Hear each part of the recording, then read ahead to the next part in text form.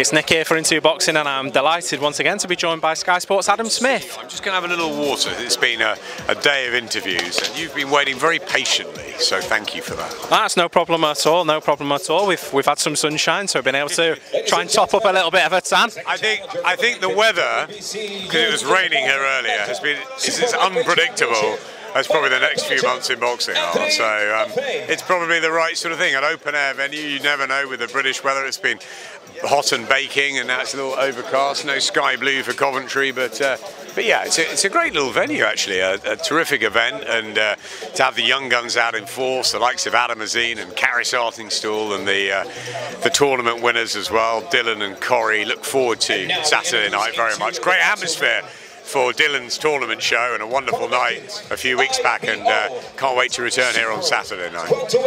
Like you say, there is a lot of talent on there. There's something for everybody on this card as well. I mean, Sam Eggington at the top of the bill, never in a boring fight. Sam Eggington always brings it, always provides drama, just as he's about to get in the ring. Say there, Sam, let's give him a round of applause, because Sam Eggington is an absolute warrior, and he's been a fantastic servant to British boxing, if that's what you call him. He's only 28, I think, and he's fighting another unbeaten fight. He's had a couple of wins in Coventry, and he still goes, and he's the sort of top main event here, I guess. But for us, you know, the peak times are going to the young guns, and that's, for us, it's a breakthrough show. It's a chance for Dazn to get a real slot on Sky Sports. Caris Harding-Saul turning professional. I cannot wait for Caris.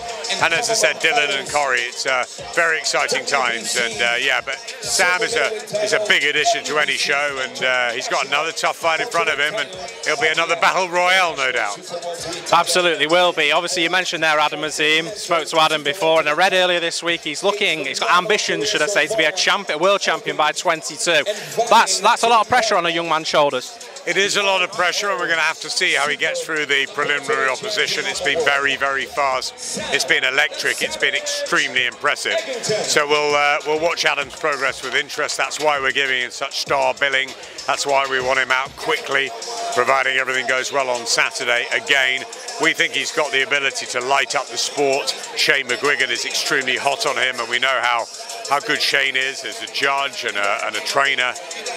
Yeah, look, he's got a fantastic fan base. He's got a lot to like about him. He's got electricity, he's got personality, he's got something a bit different. And let's see how he goes about dealing with early opposition. Ricky Hatton did, you know, Amir Khan did, Nassim Hamid did. You know, if Adam's as good as people think he's going to be, he's going to have to deal with these ruthlessly, and I've got a feeling he might. So we won't know how good Dazn is until he's in with the you know, the top boys, and see what he's all about. Minerals, chin, long hard fights, all of that. But I like what I see. I've got a great deal of belief in Adam. I like him as a young man, and I like his family, and we'll see how he goes from here. But he's certainly very, very hot, Adam. Obviously, as I say, stat card this weekend. But as we go from someone who's just starting out his career, if we rewind a couple of weeks ago to Richard Riakporhe, obviously an unbelievable victory against Fabio Turchi.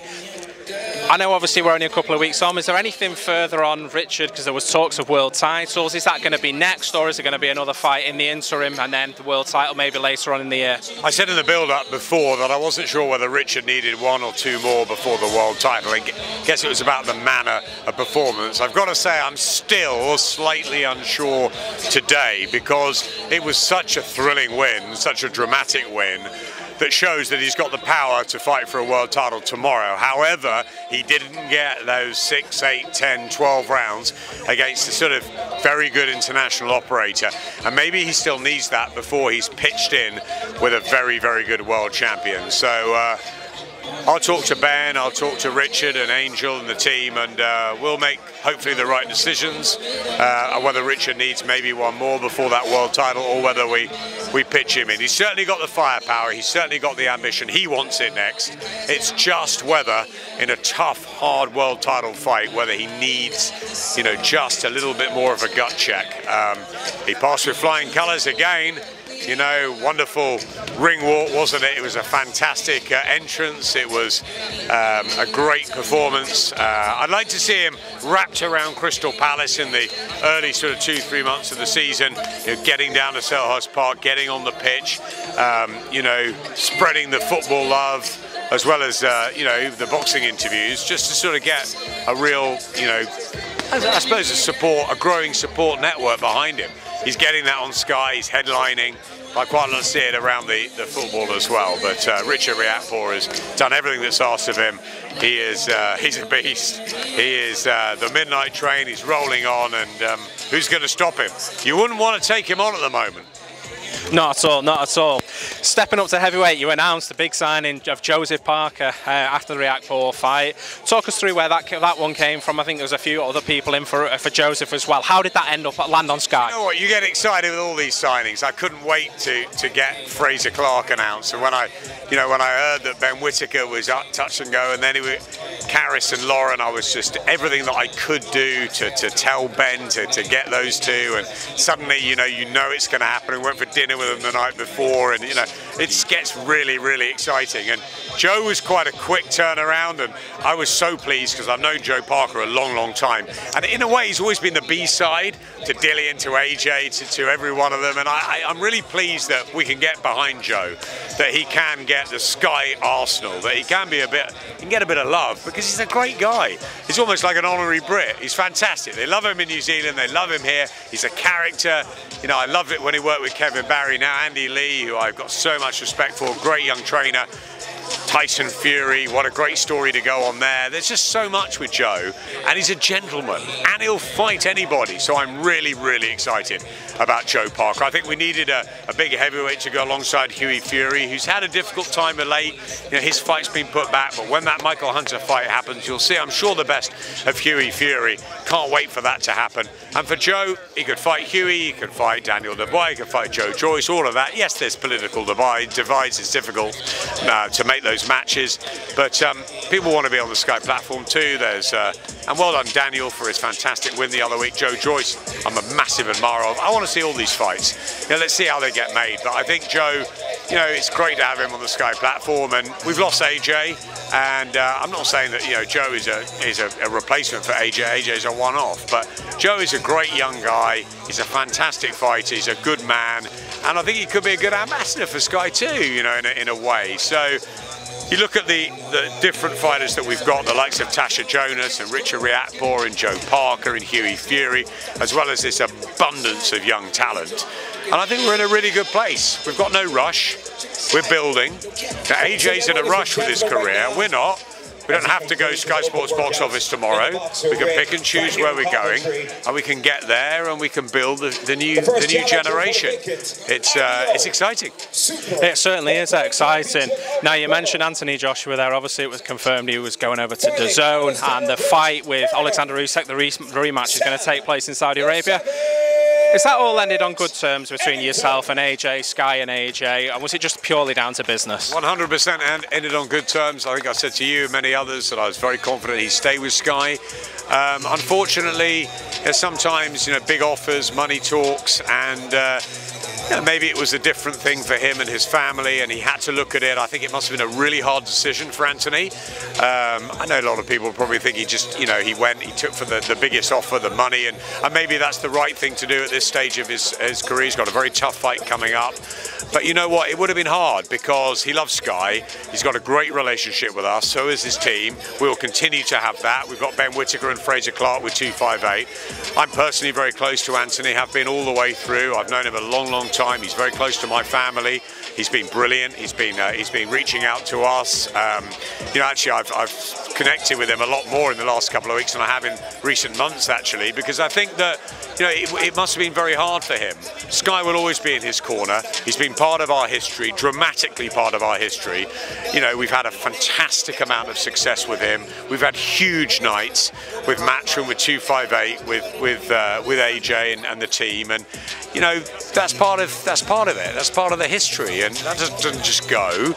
They're not just memories. They're part of what it's all about. And all his biggest nights have been on Sky, and now he'll have nights on Dazn, and it's disappointing in many ways that we won't be able to work as closely, but it's just business. It's been handled very professionally. He loves Sky, he's made that abundantly clear, and we'll always be in his corner. I'm very fond of Alexander Usyk as well, and may the best man win on August the 20th. He was brilliant, Alexander, he's been brilliant since we've had him, and all the fights we've had him on Sky, but he was fantastic at Spurs. He'll be looking to go and do the same thing again in Saudi. AJ's got it all to prove. He needs to be concentrating and focusing with Robert Garcia and Angel Fernandez about how he tries and turns it around, uses different tactics, his physicality, and tries and becomes a 3-time heavyweight champion of the world. And we wish him well, and we wish Alexander well, and we can't wait to see the fight. Yeah, it's a great fight. Just a couple more things from myself. Savannah Marshall, Clarissa Shields. That's going to be an unbelievable fight. Any sort of news? I've seen rumours of a date in September, O2 Arena. Is that sort of along the right lines? Rumours everywhere in boxing. The unpredictability of the weather, the unpredictability of boxing. Well, I can tell you, you guys will be the first to know. The announcement will come, I'm sure, soon. It's been made, the fight. Savannah and Clarissa will fight in the autumn in the UK, and I think it will be a spectacular night. I think it will be very, very special. A lot going on behind the scenes. Just a bit of patience. Give us a little bit more time, and we'll be announcing soon. Super. Now, one thing, I heard you mention James DeGale in the previous interview, and I saw a little clip on Sky of James DeGale, George Groves, that famous ringside clash and that. Now, I've been asked by plenty of my friends, and I've seen plenty of stuff online over the years, will we ever see the return of Ringside? Do you know, I was in the office the other day, and there was a big Ringside picture up. Johnny and I looking a lot younger, and we loved that show. I mean, we loved it, and I hope the fans did. I think that we had more fighters on that show. People wanted to be on it. We talked the grassroots. It was a great hour every week. We all got so much from it. But Johnny said something to me after, I think we did 5.5, 6 years of it. Johnny said, you should always leave a party at the highest. And we got out and we were devastated, but it didn't come back, and we moved on. And I think there's short, snappy stuff. There's a lot of social and digital, movement now, and I'm not sure people have the time. I think also an hour magazine show would be fantastic, but it's almost out of date within 30 seconds, isn't it now? So it is difficult. Never say never, but I think that probably everyone's moved on from it, so it might come back in a different sort of guise. We miss it.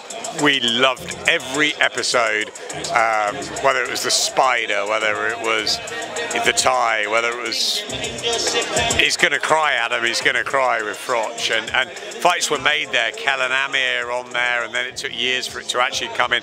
We had Barrera, we had Lennox, we had, so many fighters, the Klitschko's, when David and they were in different rooms and studios. It just was the ones we had on the road, the Nigel Benn one when Connor was in the audience, it was special times. So tell anyone out there that misses it, we miss it as much, and yeah, we wish there was more.